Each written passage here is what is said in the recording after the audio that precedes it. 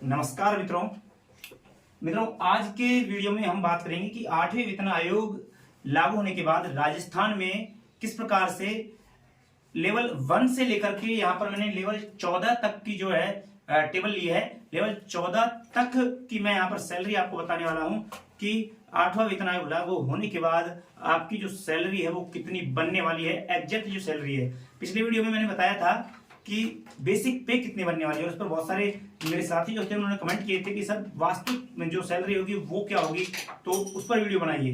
तो 8th पे commission लागू होने के बाद किस प्रकार से सभी जो लेवल हैं उनकी सैलरी में जो है वो चेंजेस आएगा, कितना परिवर्तन यहाँ पर देखने को मिलेगा। देखिए मित्रों, 7वां वेतन आयोग है उसके अनुसार जो है बेसिक पे वो इस प्रकार से था, यानी L1 का बेसिक पे जो है वो 17,700 था। ये बेसिक पे है, ठीक है। तो बेसिक पे 17,700 सातवें वेतन जो 7वां वेतन आयोग था उसमें जो बेसिक पे है वो 17,700 है। और ऐसे ही आप सारे जो लेवल हैं उनके बेसिक पे देख सकते हो।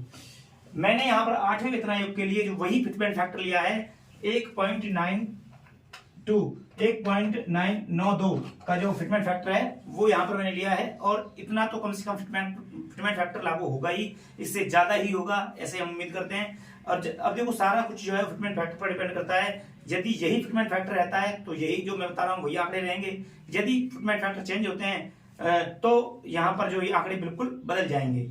अगर हम 1.92 का फिटमेंट फैक्टर लेकर चलते हैं तो यहाँ पर देखिए जिस भी कर्मचारी का, जिस भी साथी का जो लेवल 1 के अंतर्गत जो आते हैं उनका बेसिक पे वर्तमान में 17,700 है।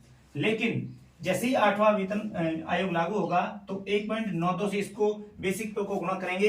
तो जब ये गुणा होगा तो कैलकुलेशन कर लीजिएगा, 33,984 इनका जो है वो बेसिक पे बनेगा। बेसिक उनकी जो सैलरी है वो बनेगी 33,984।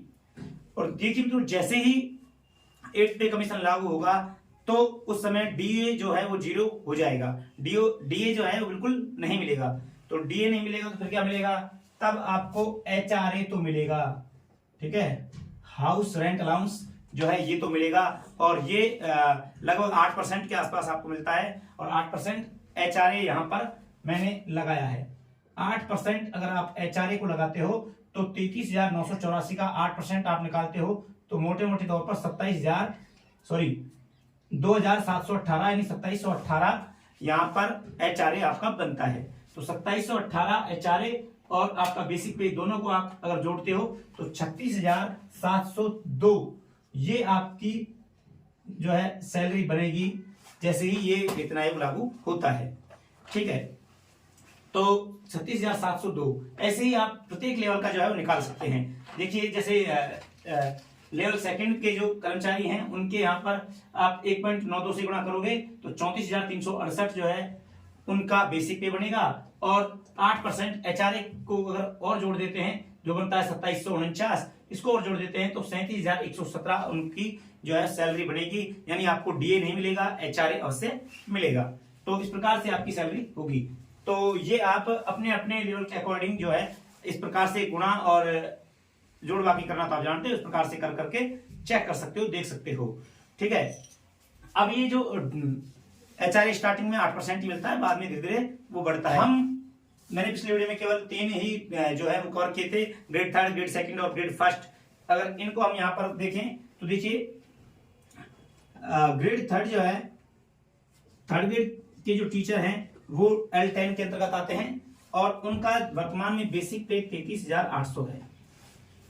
33,800 अगर हम इसको मल्टीप्लाई करें 1.92 से तो उनकी जो बेसिक पे हो जाएगा 8वें पे कमीशन के बाद 64,896। और अगर 8% एचआरए को भी लगाते हैं तो 5191 एचआरए निकल कर आता है। और अगर सैलरी बात करें तो 70,087 ये 3rd ग्रेड टीचर की सैलरी होगी, ये 8th पे कमीशन लागू होने के बाद, ठीक है। ऐसे ही आप 2nd ग्रेड का जो है वो देख सकते हैं। 2nd ग्रेड जो L11 के अंतर्गत आते हैं इनका बेसिक पे 37,800 होता है।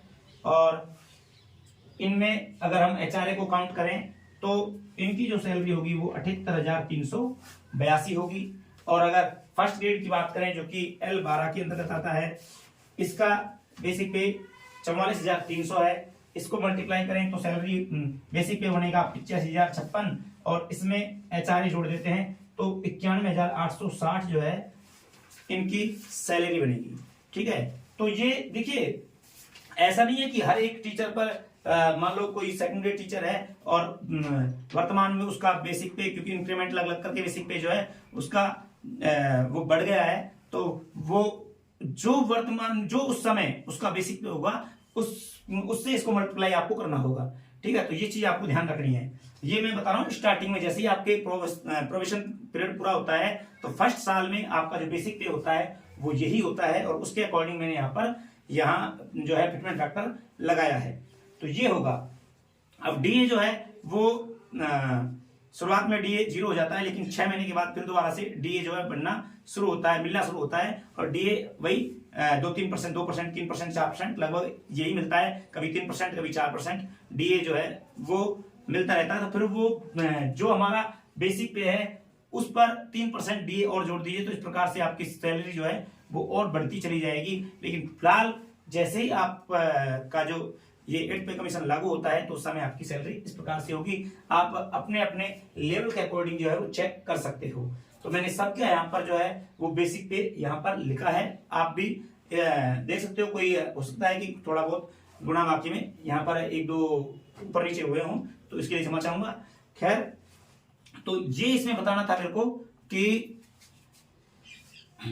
अच्छा, बहुत सारे साथी कह रहे थे कि सर ये कब से लागू होगा। तो देखिए केंद्र में जैसा कि बताया गया है कि 1 जनवरी 2026 से केंद्र में लागू होने की संभावना है। तो राजस्थान में कब से होगा, तो देखिए राजस्थान में ये मान के चलिएगा कम से कम 6 महीने तो लेंगे। 6 महीने के बाद हो सकता है कि वो साल भर भी लग जाए, लेकिन 6 महीने तो मैं मोटा मोटा मान के चलता हूं। तो ये मान के चलिएगा कि लगभग जुलाई में यानी कि आप 1/7/2026 से मान के चलिएगा कि राजस्थान में लागू हो सकता है। संभावनाएं हैं, फिक्स कोई नहीं कह सकता कि कब राजस्थान सरकार लागू करेगी, क्योंकि राज्य के ऊपर कोई दबाव नहीं होता है कि वो कब लागू करे।